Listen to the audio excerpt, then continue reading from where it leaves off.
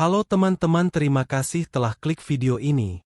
Semoga kalian dan keluarga diberikan kesehatan, panjang umur dan murah rezeki, amin. Meskipun terkadang anak hancur karena orang tuanya sendiri, kelak suatu saat kita akan merasakan menjadi orang tua dan semoga kita semua menjadi orang tua yang baik untuk anak-anak kita kelak. Film ini berkisah tentang seorang gadis korban trauma yang hidup dalam penderitaan dan kemiskinan. Sering mengalami kekerasan di keluarganya sendiri, ia pun nekat merampok sebuah rumah kuno bersama 3 teman lainnya. Tak disangka rumah kuno itu banyak menyimpan barang yang antik dan keramat di perkampungan terpencil. Rahasia terkutuk pun lepas dari pusaranya, hingga mengancam keselamatan nyawa mereka dan berikut alur filmnya. Kisah bermula jauh ribuan tahun lalu saat kerajaan masih berjaya di bumi Nusantara. Jeruk purut yang biasa digunakan untuk praktik ilmu gaib dihancurkan untuk menghukum orang bersalah.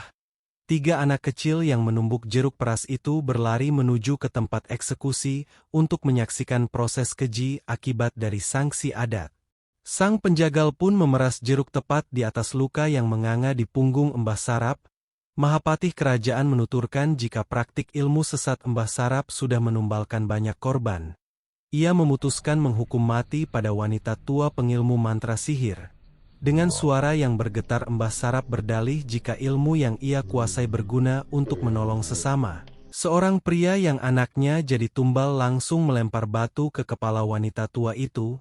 Beberapa warga yang menyaksikan ikut mengambil batu dan melemparnya sembari mencaci dukun laknat tersebut. Mahapati memberi satu kesempatan pada Mbah Sarap untuk bertaubat pada Gusti Pangeran yang dipercaya sebagai Tuhan. Mbah Sarap hanyut dalam pikiran di mana semua orang selalu mencarinya saat terjadi bencana dan malapetaka. Saat miskin warga sekitar berbondong-bondong meminta kekayaan, keturunan, pengasihan bahkan meminta ketentraman batin pada Mbah Sarap. Setelah mereka mendapat kesejahteraan hidup, kini Mbah Sarap yang dijadikan sasaran seolah mereka lupa membalas jasa. Meski kematian hanya berjarak sejengkal, Mbah Sarap tidak merasakan ketakutan. Ia justru mengancam hendak membunuh semua orang yang ikut menyiksa. Malam itu juga ia pun bersumpah kematian mereka tak lebih berharga dari seonggok bangkai hewan. Mahapati yang emosi langsung memerintahkan jagal untuk memenggal kepala wanita itu.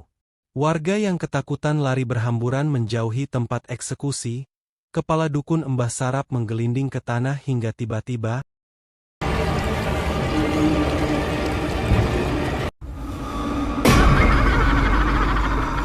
film pun dimulai.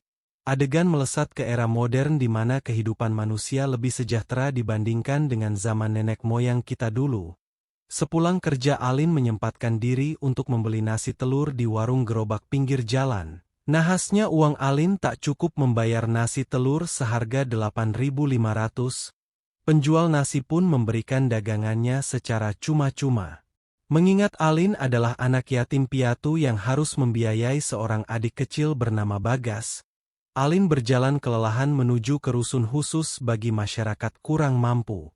Meski tubuh, hati dan pikirannya sangat lelah, Alin masih bisa merasakan ada pria yang terus mengikuti langkahnya. Ternyata 2 pria itu adalah debt collector yang menagih hutang mendiang ayah Alin. Mereka mengancam hendak menjual Alin pada mucikari jika tak segera melunasi hutang peninggalan sang ayah. Melihat ada botol kaca di dekat tangannya, Alin langsung memecahkan botol itu dan menusuk leher pria debt collector. Sebagai pekerjaan paling berbahaya di seluruh dunia, pria debt collector itu sama sekali tak gentar dan melepas tusukan kaca tajam dari lehernya. Meski terlihat garang, preman itu masih punya hati nurani dan tak tega melihat gadis malang seperti Alin. Gadis yang dibesarkan dengan kekerasan orang tua membuat Alin harus berdiri tegap di balik kerasnya dominasi uang. Tangga selalu jadi tongkrongan paling asyik bagi warga yang rata-rata masih pengangguran. Pemandangan biasa itu sama sekali tidak menarik perhatian Alin yang melenggang pergi ke kamar tetangganya Gani. Selama Alin bekerja, Bagas yang masih kecil selalu dititipkan ke rumah Gani agar tidak sendirian di dalam rumah. Gani adalah sosok pria berhati lembut yang selalu perhatian dengan sesama manusia. Ia bahkan langsung tahu dengan luka baru di tangan Alin. Gadis itu tak mau berkeluh kesah lagi dan menggendong Bagas ke rumah agar bisa segera beristirahat. Tepat di depan pintu, pria bernama Fitra terjerat masalah dengan keluarga kekasihnya Citra. Setelah sang kekasih diketahui berbadan dua, Fitra dipaksa untuk menikahi Citra dan membiayai segala kebutuhan persalinan. Karena Fitra hanya pengangguran dan tak punya uang, keluarga Citra mengancam agar pria itu tidak menemui Citra lagi. Bagas terbangun dari tidurnya mengetahui sang kakak sudah di sampingnya. Anak itu mengaku kelaparan karena sejak pagi belum makan. Untungnya Alin membawa sebungkus nasi telur yang dibeli secara gratis. Bagas langsung makan dengan lahap sampai sisa nasi yang menempel di kertas pun tak luput dari mulutnya. Meski Alin juga merasakan lapar, namun rasa itu langsung hilang begitu melihat adiknya kenyang. Setelah ganti baju, Alin mengajak Bagas untuk bermain agar bisa tidur dengan nyenyak. Ia menyalakan lampu tidur bergambar bulan dan memainkan peran sebagai pilot yang membawa adiknya keluar angkasa.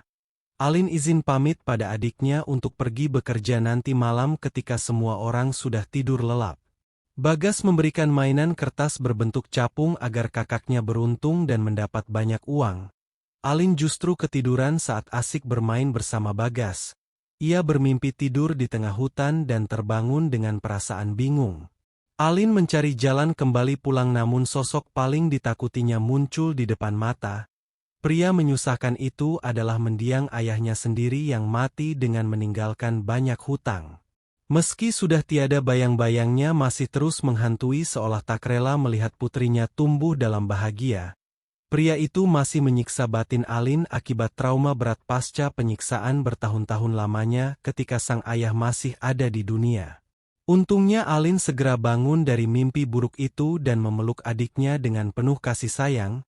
Ia berjanji dalam hati untuk membahagiakan Bagas agar tak merasakan siksaan pedih yang ia alami saat kecil dulu. Sebelum pergi, Alin mandi untuk menenangkan diri. Bekas luka di punggung terlihat mengerikan akibat sabetan ikat pinggang ayahnya. Alin membalut luka di tangannya dengan perban. Seiring kereta melintas di tepi jendela, padahal rumah Alin berada di lantai atas. Setelah siap, ia membawa mainan kertas hadiah dari Bagas sebagai jimat keberuntungan. Alin langsung berkunjung ke rumah Gani untuk ikut bekerja dengannya. Fitra masih mengomel tak setuju jika Alin ikut dengan mereka. Ia menyalahkan Gani karena mengajak Alin untuk ikut bekerja. Malam itu juga pekerjaan mereka disamarkan dengan sebutan namu, yang berarti dalam bahasa Jawa artinya bertamu. Alin mengetuk pintu dan bersih keras untuk tetap ikut. Namun Fitra masih tak setuju keterlibatan Alin dalam pekerjaan mereka itu. Ia pun murka dan marah besar. Alin menunjukkan bukti percakapan Fitra dan Gani yang merencanakan perampokan di salah satu rumah warga. Fitra semakin murka dan berkata jika ia akan membunuh Alin jika berani melaporkan rekaman suara itu ke polisi. Gani berusaha menenangkan Fitra yang tak bisa kontrol emosi. Fitra pun langsung melenggang pergi untuk masuk ke dalam mobil. Gani menasehati Alin untuk bersabar dengan sikap Fitra yang memang beremosian tinggi. Mereka pun menyusul Fitra ke parkiran di mana Zia sudah menunggu di kursi kemudi. Zia sibuk melihat rekaman lomba lari yang pernah ia ikuti. Sebagai mantan atlet lari yang memiliki beberapa prestasi yang membanggakan. Nahasnya dalam perlombaan terakhir, gadis itu terkena serangan jantung yang merubah seluruh perjalanan hidupnya. Fitra dan Gani berusaha membantu Zia untuk menyembuhkan penyakit jantung itu dengan serangkaian operasi. Meski mereka bukan saudara, namun kedekatan di antara mereka bertiga sudah melebihi apapun juga. Gani mengenalkan Zia yang juga berasal dari Malang. Sama seperti dirinya dan Fitra. Hanya Alin yang berasal dari beda suku dan daerah. Zia tak mau menyambut hangat dan sibuk mencela apapun yang bisa dicela sambil tertawa. Sebelum berangkat dengan menggunakan mobil butut itu, Zia memperingatkan Alin untuk tidak berbuat ulah apalagi menyusahkan mereka. Alin menegaskan jika dirinya tidak memiliki masalah dengan Fitra ataupun Gani. Ia hanya butuh sejumlah uang untuk membayar hutang bapaknya. Untuk membuktikan hal itu, Alin menghapus rekaman suara percakapan Fitra dan berjanji tidak akan melapor ke polisi. Gani bergumam jika keterlibatan Alin akan menjadi tanggung jawabnya. Akhirnya mereka berangkat ke lokasi yang berada jauh di pegunungan terpencil. Rumah target adalah hunian liburan yang selalu kosong di hari-hari Jumat. Melihat ada mobil terparkir di depan rumah, Fitra langsung menghubungi Dodi selaku pekerja yang dipasrahi rumah itu. Bang Dodi menegaskan jika kondisi rumah memang sedang kosong namun mobil tetap terparkir di sana. Sambungan telepon terputus karena Dodi sedang liburan bekerja dan kehilangan sinyal. Gani menyarankan agar mereka membatalkan agenda namu hari itu karena takut sang pemilik rumah akan segera pulang. Fitra yang sudah butuh uang langsung emosi dan marah besar, apalagi mereka sudah jauh-jauh datang ke desa terpencil untuk melancarkan aksi bejat nanti malam. Melihat pertengkaran dua sahabatnya itu membuat jantung Zia berdetak kencang dan terasa kesakitan. Ia memohon pada Fitra dan Gani untuk berhenti berdebat di hadapannya. Gani pun mengalah pada rencana Fitra yang bersikeras hendak namu malam itu juga. Akhirnya mereka bertahan di dalam mobil sembari menunggu malam tiba.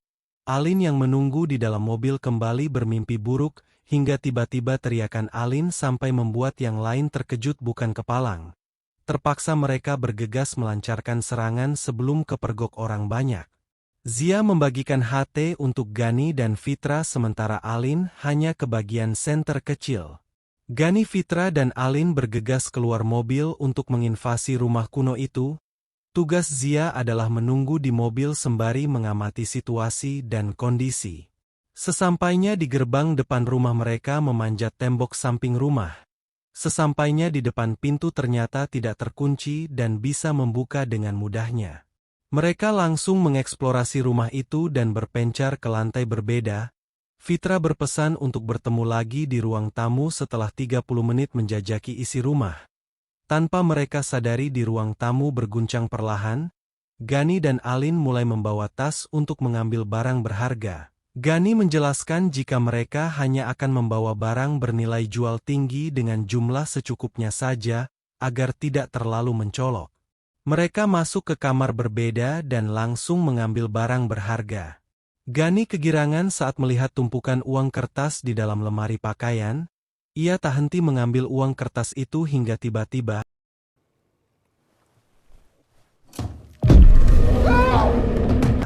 Alin yang menemukan gelang Gio pun terlalu serakah dan mengambil semuanya sampai tak tersisa. Sekelebat bayangan anak kecil melintas tepat di belakang tubuh Alin.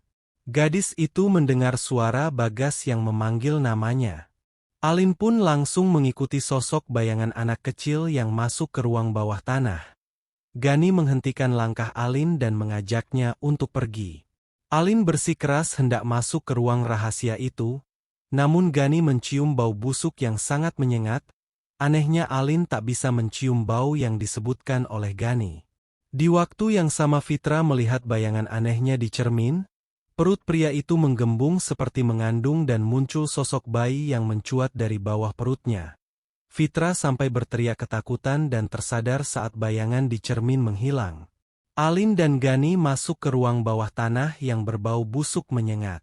Ternyata terdapat dua orang pria yang meninggal dunia sementara satu wanita terbaring di tengah paku tajam. Wanita itu merintih kesakitan dan meminta tolong agar ikatannya dilepaskan. Gani yang berhati lembut tak membutuhkan waktu lama untuk berpikir. Ia melepaskan ikatan tali di tangan wanita tak berdaya itu.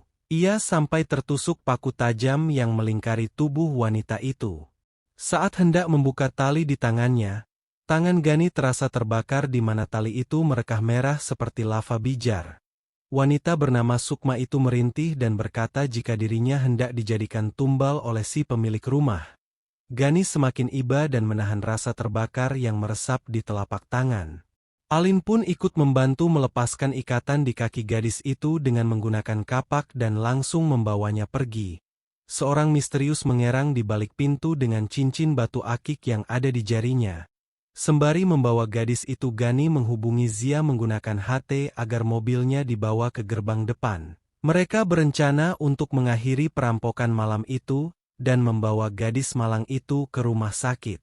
Anehnya saat membuka pintu, tembok beton tebal menghalangi rencana mereka untuk meninggalkan rumah. Sontak kekacauan terjadi di antara mereka bertiga, mereka saling menyalahkan satu sama lain. Hingga Fitra yang terlanjur emosi berusaha memecahkan kaca jendela menggunakan kursi. Semua sisi luar rumah sudah tertutup dengan beton tebal. Fitra pun melempar tabung gas besar dan meledakkannya tepat di depan tembok itu.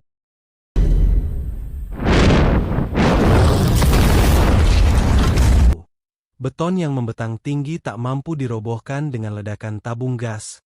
Isi dari tas Alin pun terlempar keluar dan rusak berhamburan. Fitra langsung menyalahkan gadis itu yang dianggap membawa sial. Gani meminta Fitra untuk mencari jalan keluar lain bersama Alin. Ia sendiri akan menemani Sukma yang kesakitan.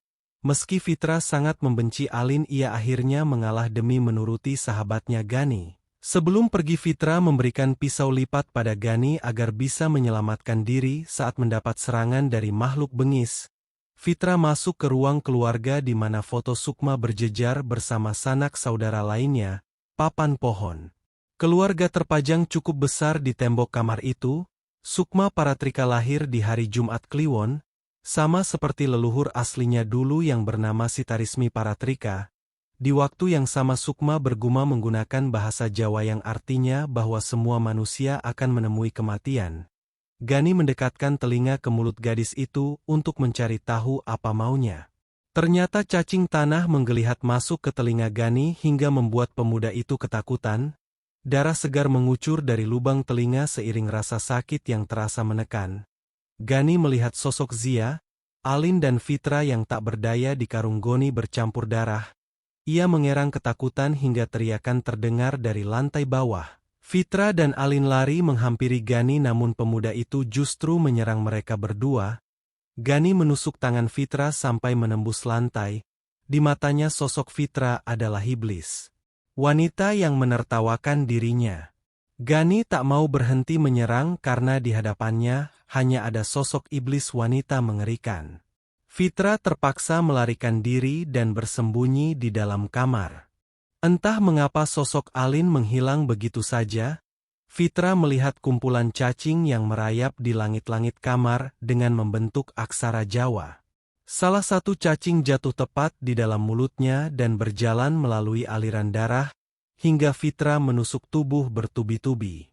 Tubuh pria itu berlumuran darah hingga cacing-cacing lainnya jatuh bersamaan.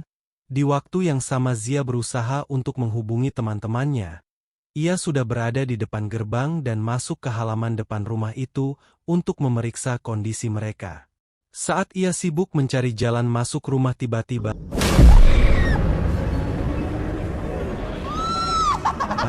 iblis wanita itu meneror Zia dengan menirukan suara Fitra dari hatinya. Zia memukuli wajah wanita itu hingga terpuntir ke belakang.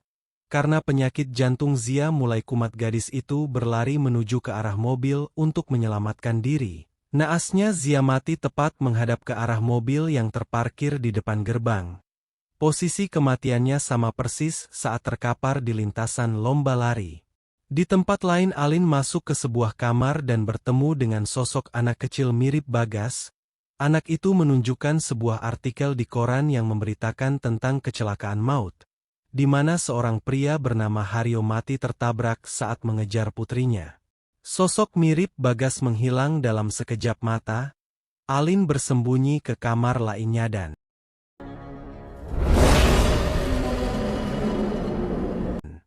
saat tersadar Alin melihat kakinya diseret oleh pria misterius.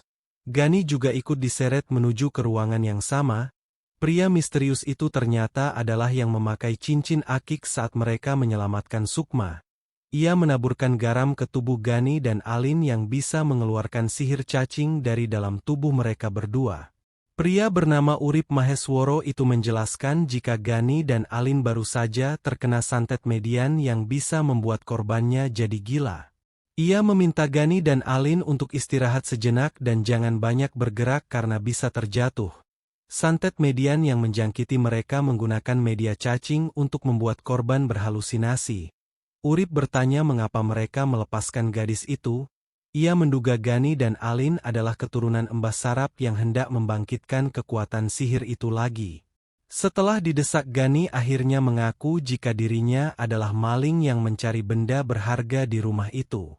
Urip menegaskan jika gadis yang bernama Sukma itu memiliki kekuatan sihir yang sangat berbahaya. Gani berusaha untuk melawan Urip, namun kekuatannya tak mampu menyentuh tubuh Urip sedikitpun. Ternyata mereka berdua belum percaya dengan apa yang dikatakan Urip.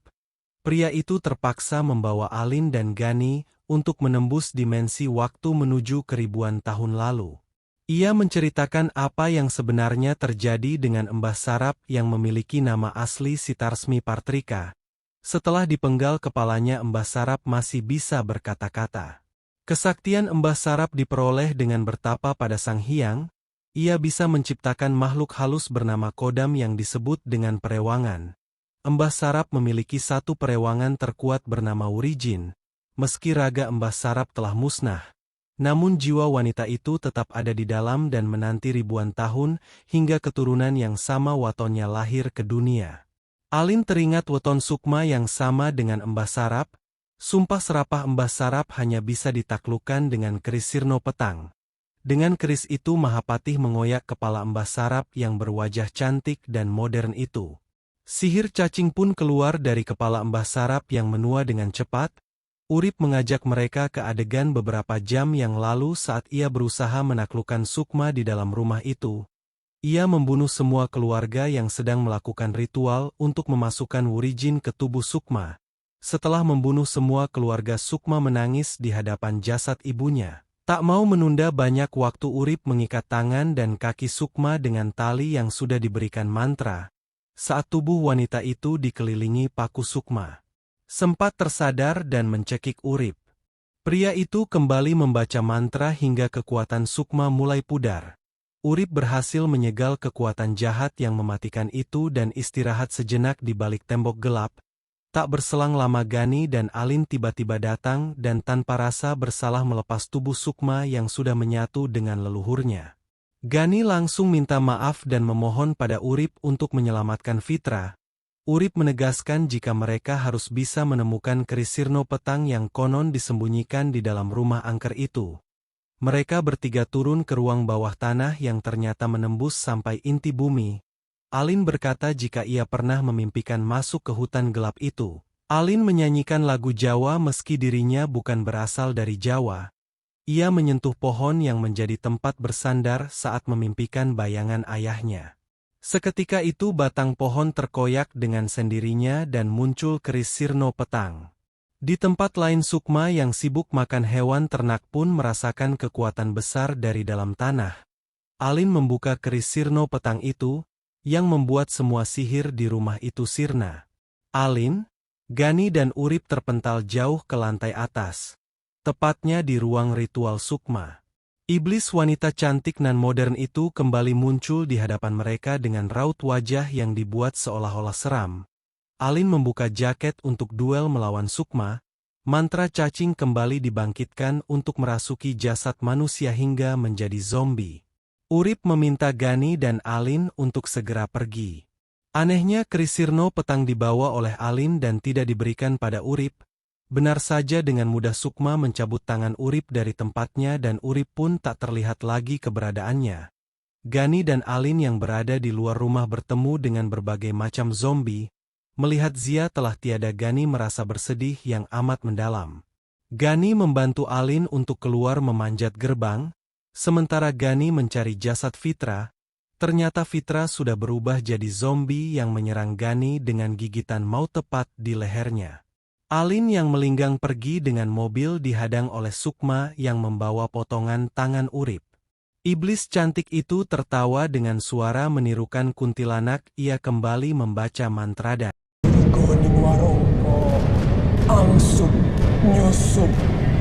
semua cacing masuk ke mulut iblis cantik itu sementara Alin masuk lagi ke dalam rumah dengan menabrak gerbang.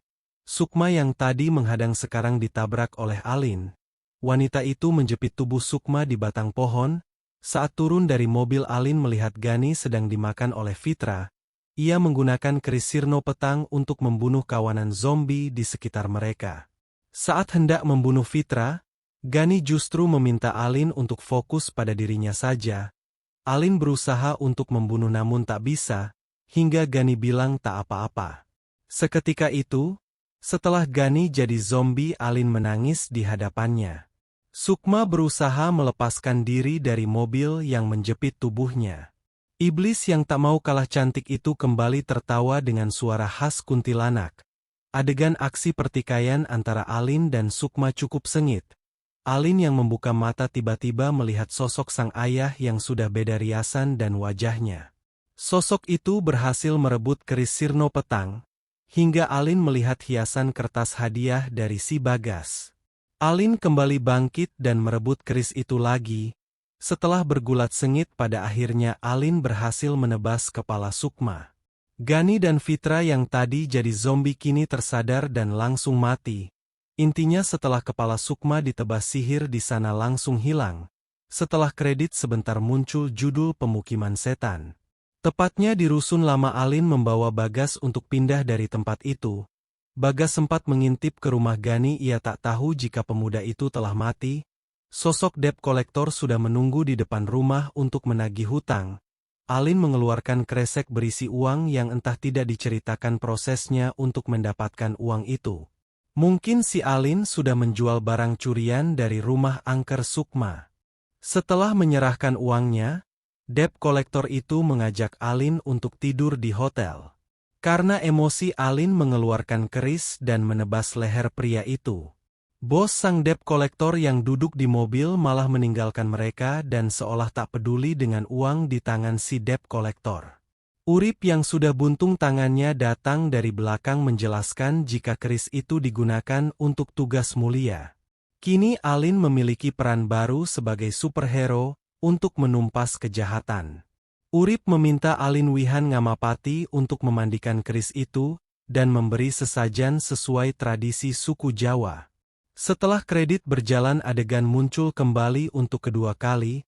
Saat itu Alin membersihkan keris menggunakan air suci kehijauan dan memberikan pengorbanan dengan mencungkil matanya sendiri. Sosok zombie yang mirip seperti ayahnya muncul dari belakang dengan riasan yang sangat tidak konsisten dan film pun berakhir.